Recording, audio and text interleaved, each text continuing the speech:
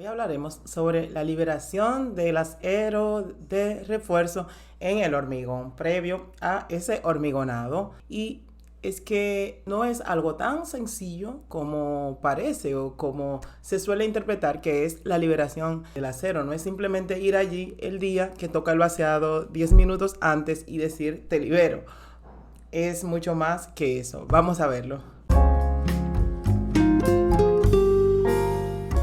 Lo primero que debes tomar en cuenta, ya seas encargado de calidad o no, o seas supervisor de obra, inspector de obra, lo primero es, como siempre indico en todas las liberaciones y controles de la obra, es conocer ese diseño, esos planos, porque que yo estoy controlando que lo que se está ejecutando en obra esté cumpliendo con ese diseño. Entonces, siempre ese va a ser el primer paso. Debemos tener a mano esos planos, habernoslo estudiado, interpretado para saber de qué se trata, de qué acero estamos hablando, qué tipo de refuerzo lleva, cuáles son los diámetros, separaciones y demás, todo lo que haya sido plasmado en ese plano. En segundo lugar, yo debo tener a mano, solicitar o pedirlo si ya otra persona se ha encargado de solicitarlo, porque le toque por ese esquema que haya en esa obra específica, es las certificaciones de calidad de esa fabricación de ese acero,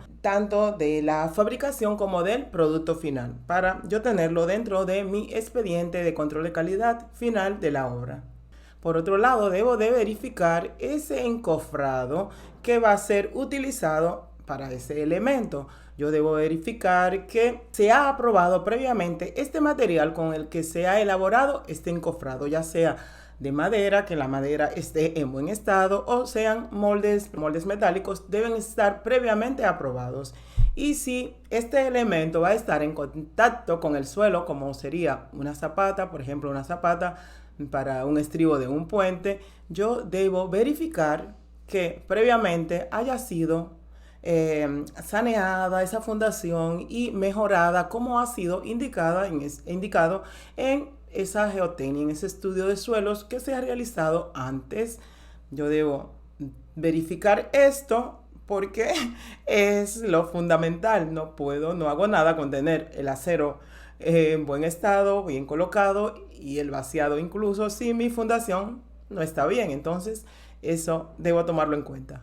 Por otro lado, debo verificar esos calzos o separadores, ya sea con la superficie del fondo de este encofrado, de los laterales del encofrado o del fondo del terreno de fundación, si estamos hablando de una cimentación. Estos calzos deben ser también previamente aprobados. El material que se va a utilizar para ellos, que puede ser prefabricados, esos daditos que fabricamos en obra, que son de mortero, pueden ser de hormigón o pueden ser de material plástico con hueco. Lo que nunca puede aceptarse en obra es utilizar separadores o calzos de madera. Esto está totalmente prohibido. También debemos considerar lo que son esos doblajes que va a necesitar el acero de acuerdo a esos planos. Si lleva, en este caso yo debo verificar que está ese doblaje en la posición que se corresponde y que tiene el ángulo que se corresponde. Yo debo verificarlo antes de que esta pieza de acero sea colocada en su lugar. O sea que previo debo ir vigilando ese proceso constructivo del armado. Si te está gustando el contenido de este video, dame un like y déjame un comentario debajo sobre tu experiencia. Cuéntame cuál es tu experiencia liberando acero para hormigonado, cuál es tu experiencia, qué anécdota tienes que quieras compartir conmigo. Y por supuesto debo verificar lo que es el diámetro del acero de refuerzo que ha sido planteado en ese diseño, en esos planos por ese diseñador estructural. El diámetro que se corresponda a cada posición de acero yo debo tenerlo en cuenta, que es mi acero longitudinal, mi acero transversal, este acero de los estribos en caso de elementos esbeltos, de elementos alargados como vigas, columnas. Este diámetro es importante que no fallemos con esto, porque de esto se va a tratar esa durabilidad y ese esa capacidad para soportar esas cargas para la que fue diseñada esa estructura. Y por supuesto, la separación del acero.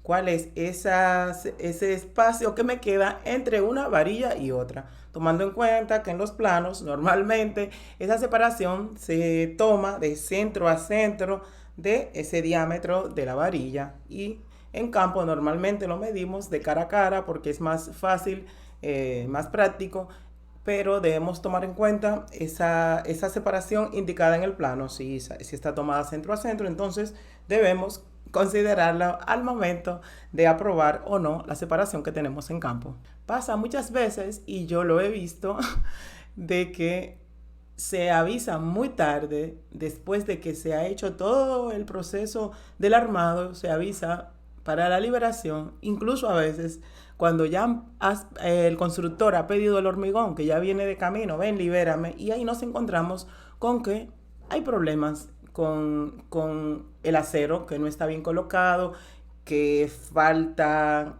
que ese no era el diámetro.